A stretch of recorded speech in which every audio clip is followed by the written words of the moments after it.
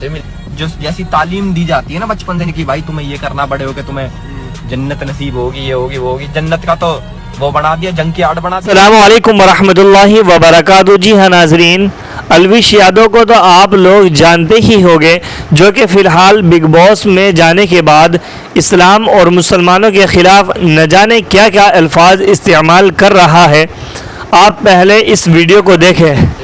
جو جیسی تعلیم دی جاتی ہے نا بچپن سے کہ بھائی تمہیں یہ کرنا بڑے ہو کہ تمہیں جنت نصیب ہوگی، یہ ہوگی وہ ہوگی، جنت کا تو وہ بنا دیا، جنگ کی آڑ بنا دیا، گریوی آڑ بنا دیا ایک طریقے سے۔ تو کہا کہ جنت رہ گئی یار، پھر کہ ہمیں تو جنت جائیں گے، انہیں مار کے جنت جائیں گے، آ جاؤ۔ میں کہہ رہا ہوں جی ہاں ناظرین، جیسا کہ آپ نے دیکھا کہ اس نے نہ جانے کیا کیا الفاظ استعمال کیے ہیں۔ میری ان سے گزارش ہے کہ آپ اگر میری اس مسلم بہن کی ویڈیو کو دل کے ساتھ دیکھ لیں گے اور سن لیں گے، جو کہ فی الحال ہی مسلمان ہوئی ہے، تو یقیناً وہ بھی اسلام کو ضرور قبول کر لیں گے۔ جو مسلمان ہونے کے بعد میں میری اس بہن نے اپنی درد بھری داستان لوگوں کے سامنے رکھی ہے، تو یقیناً لوگوں کے آنسو بے ساختہ نکل پڑے ہیں۔ آپ سے گزارش ہے کہ آپ بھی ویڈیو کو مکمل دیکھیں اور زیادہ سے زیادہ شیئر کریں۔ جزاک اللہ۔ السلام علیکم ورحمۃ اللہ وبرکاتہ۔ میں نا بڑی روتلو ہوں، تو اس لیے میری آواز شروع میں ہی رونے والی ہو جاتی ہے۔ ہاں، میں وہی انسان ہوں جو وارث ماموں کے لیے بد دعائیں کرتی تھی، لیکن میں ابھی پیچھے ایک بچی کو بتا رہی تھی کہ وارث ماموں اپنی جھولی اٹھا کے راتوں کو دعائیں کرتے ہوتے تھے کہ چاند اسلام قبول کر لے۔ تو دعائیں کبھی رد نہیں جاتی، وہ دعائیں جو اللہ سے مانگی جاتی ہیں وہ دعائیں کبھی رد نہیں جاتی۔ میں نے اپنی 25 سالہ زندگی جو تھی وہ کرسچینٹی میں اچھی خاصی پریچنگ میں گزاری۔ میں چرچ میں پریچ کرتی تھی، کلام پیش کرتی تھی۔ ایک آپ کہہ لیں کہ کٹر مسیحی تھی میں، اور ایسی مسیحی تھی جو وارث ماموں کو یعنی بولنے نہیں دیتی تھی فیملی میں۔ جب مجھے پتا چلتا تھا کہ آج وارث ماموں فلاں فیملی میں وزٹ کر کے گئے ہیں، میں اس گھر میں پہنچ جاتی تھی۔ اس سے پہلے کہ وارث ماموں کی باتیں ان کے ذہن پہ اثر کریں، مجھے خدا کا کلام پیش کرنا ہے، ان کے گھر پہ جا کے دعا کرنی ہے تاکہ شیطان اپنا کام نہ کرے، بیکاز میرے نزدیک وارث ماموں جو کام کر رہے تھے وہ شیطان کا کام تھا، کیونکہ وہ خداوند سے دور کر رہے تھے میرے لوگوں کو۔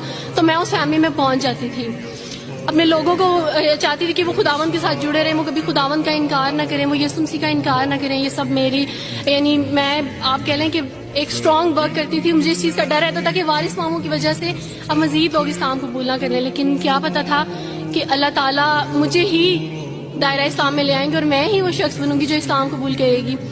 CSS کر رہی تھی، میں نے BA کمپلیٹ کیا اپنا، اور اس کے بعد میں CSS کر رہی تھی۔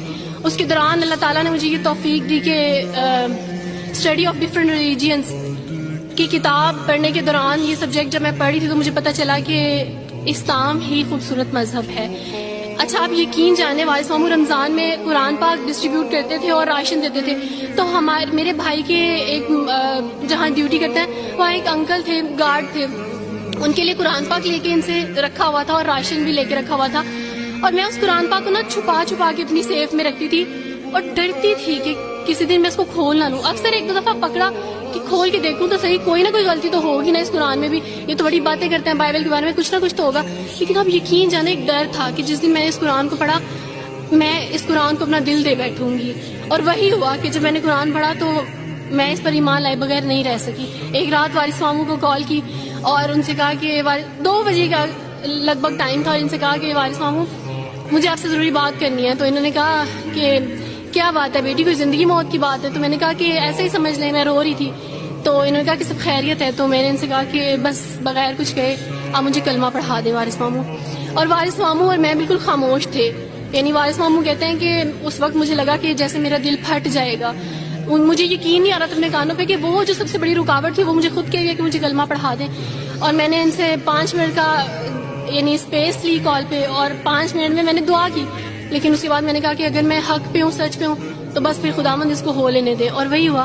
میں نے اسلام قبول کیا اور سوچا تھا کہ CSS کمپلیٹ کرنے کے بعد فیملی میں اناؤنس کروں گی، لیکن اللہ تعالیٰ نے کچھ اور منصوبے بنائے ہوتے ہیں، انسان کے کچھ اور منصوبے ہوتے ہیں۔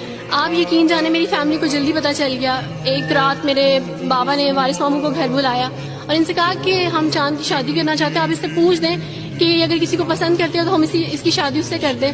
ہم جو ہے نا وہ اس کی مرضی کے خلاف نہیں جائیں گے. تو میں نے ان سے کہا کہ آپ ایسا نہیں کر پائیں گے. انہوں نے کہا کہ نہیں ہم کر سکتے ہیں. مجھے یہ تھا کہ مجھے پچھتاوا نہ رہے کہ میں نے شاید اس دن پاپا سے بات کرتی تو پاپا مان جاتے. تو میں نے ان سے کہا کہ پاپا میں ایک مسلمان مرد سے شادی کروں گی, آپ ایسا میرے لیے کر سکتے ہیں؟ اگر آپ کسی مسلمان سے میری شادی کریں گے تو ٹھیک ہے, میں شادی کرنے کے لیے تیار ہوں. میری گھر میں ایک سناٹا چھا گیا, اور اس خاموشی کے بعد جو ہے یعنی سب فیملی والے رونے شروع ہو گئے. انہوں نے کہا کہ آپ اپنے مذہب میں واپس آ جاؤ. لیکن یہ ہے کہ میں دین اسلام قبول کر چکی تھی.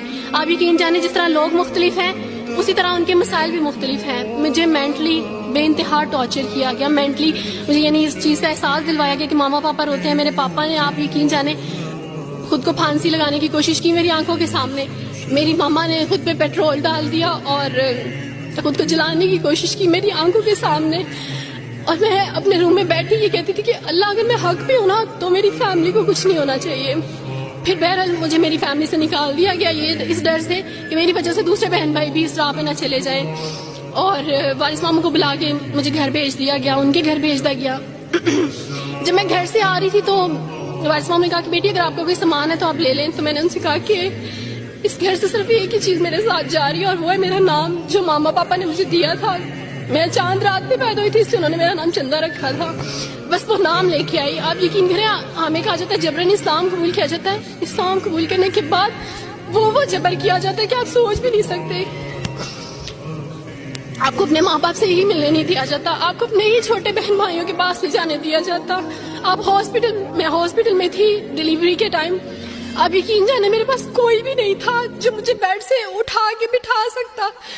ایسے موقع پہ مجھے اپنے اپنوں کی ضرورت تھی, لیکن میرے اپنوں کے جبر نے میری ماما کو مجھ سے دور رکھا. میرے بہن بھائیوں کو, میرے کرسچن کولیگس نے ہی میری فیملی کو پریشرائز کیا کہ اس کو فیملی سے نکال دیں, کیونکہ اگر آپ اس کو ملیں گے تو مزید لوگ بھی عبد الوارث کی طرح چندہ کی طرح اسلام قبول کریں گے. میں نا ہاسپٹل میں لوگوں سے کہتی تھی کہ مجھے بیڈ سے اٹھا کے بٹھا دیں, سیزیرین کے بعد میں اٹھ نہیں سکتی, میرا بیبی رو رہا ہے, کوئی مجھے بیبی پکڑا سکتا ہے.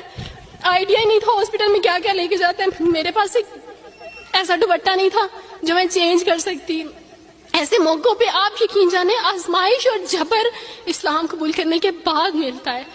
مجھے آپ سب سے توقع ہے, آپ سب اسلامک اداروں سے توقع ہے کہ اب آپ ہمارے لیے سٹیپ لیں. ہمارے اپنوں نے تو ہمیں چھوڑ دیا, انہوں نے جو ہمارے ساتھ جبر کیا اس جبر کے بدلے آپ ہمارے ساتھ نیکی کریں. اب آپ کیا سٹیپ لیتے ہیں نیو مسلمز کے لیے جن پر یہ الزام لگایا جاتا ہے کہ ان پہ جبر کیا جا رہا ہے؟ ہم پہ جبر نہیں, ہم پہ جبر اسلام قبول کروانے والوں نے نہیں کیا, بلکہ جن کے گھروں سے ہم آئے تھے اسلام قبول کرنے کے بعد جبر تو ان کی طرف سے تھا.